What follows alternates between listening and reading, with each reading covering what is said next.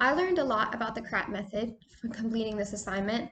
Um, to me, the CRAAP method is a way for researchers, particularly students, to evaluate the usefulness of a website. Is it going to be a good resource? And it provides some great questions that students can use to kind of almost, it was pretty quick from when I did it.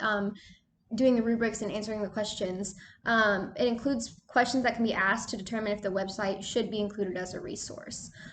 So, three things to keep in mind. I think number one, that the questions you may ask yourself, you might not ask yourself all of them. It might vary depending on your topic. So, under currency, one of the questions is currency important for your topic?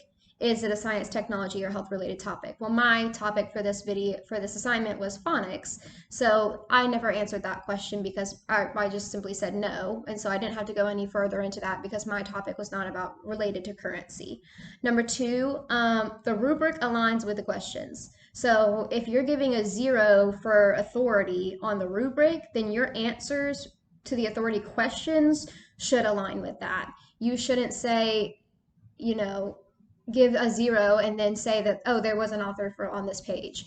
So you kind of have to make sure those align. And number three, I think that it's important to remember that this can be used in personal everyday lives in order to evaluate if information is reliable. So if I'm looking on a website and I'm like, oh, well, this says this, but I want to make sure, I can just think of the questions real quick and run through it and think, is this a reliable source or not, to determine if I can um, if the information is dependable.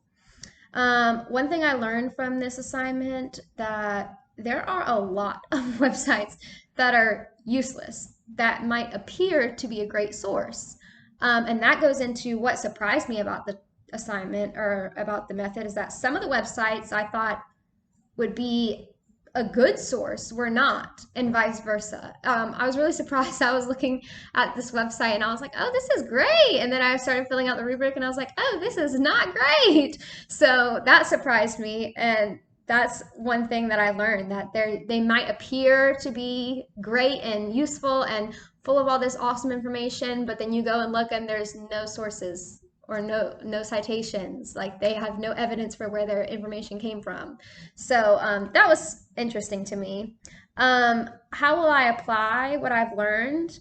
One thing I have done, I'm going to keep copies of this rubric. I actually found it really, like I said, really quick to work through. So it didn't take much time for me at all to just quickly fill out the rubric for each website.